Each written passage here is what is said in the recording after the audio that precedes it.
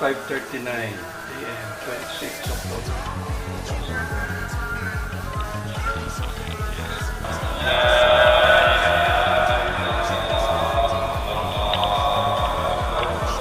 I'm here now. I'm going to Dubai Abator.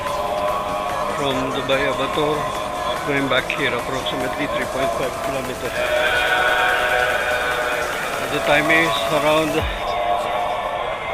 5:55 in the morning. This is my way.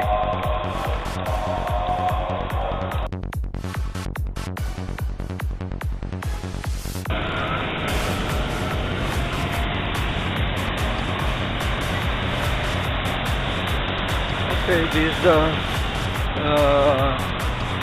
crossroad from Aman Street and Beirut Street.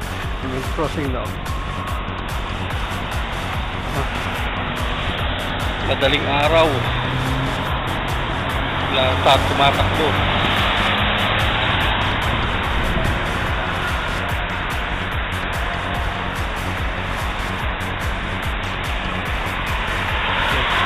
Full view. Mga tao. Tulog pa.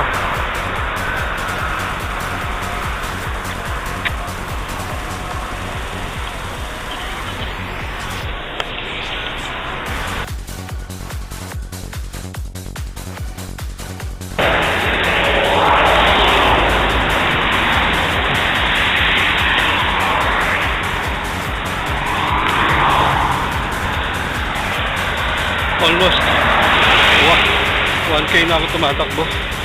Andito ngayon ako sa crossing ng Nada in Aman Street. Ito yung get-up ko. Meron akong small blinker kasi madilim pa, delikado sa mga sasakyan, pero nasa gilid naman ako ng road, kaya walang problema. Bakit nasa harapan? Kasi opposite ako dun sa takbo ng mga sasakyan, yung traffic flow. Ito na yung crossing ng Nada, Damascus at Aman Street.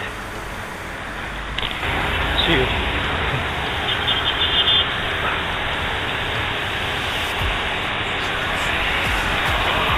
Damascus Street. Almost 2 kilometers na from the way I started. Andito ako ngayon sa Halab Street, corner sa ng Damascus. Dito pa rin sa Nada. Ito ngayon, lahat naka-stop. Pwede na akong tumawid pero mamaya na. Doon pa ako tatakbo hanggang doon. Approximately dito ako ngayon sa Dubai Abator.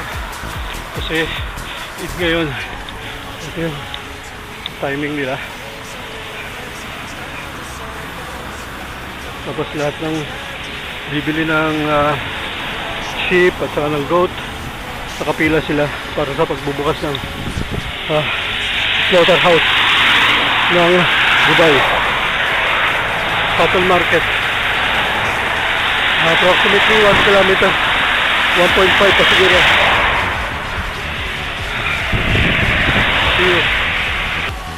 Nandito ako sa Madina Mall. Bagong bukas na mall dito. This is newly open, and they're open because of Eid holiday. They're open 24 hours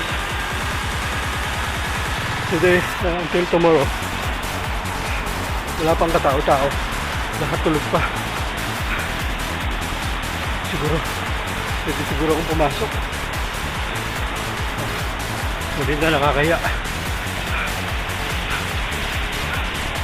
Okay, mga 700 meters na lang, 3.5. From here makikita na McDonald's, pero hindi ako pwede yan. I'm on a diet. Dito tayo ngayon sa likod ng Madina Mall. Mga tao kagigising lang. some of the Muslims is finished to pray. Okay pa rin ako. Ngayon naglalakad na lang ako. Tapos this one is for easy run. Katatapos ko lang kasi ng long run. Baka mabigla. Yan. Yan yung Dubai Abator.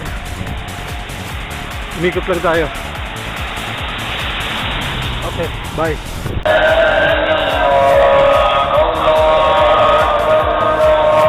Ito, back to origin. I'm here now, approximately 3.5 kilometers from here to Abator to Amman, Damascus, Halab, and Amman, back to Amman. Tapos na. See you guys next time ulit. Bye.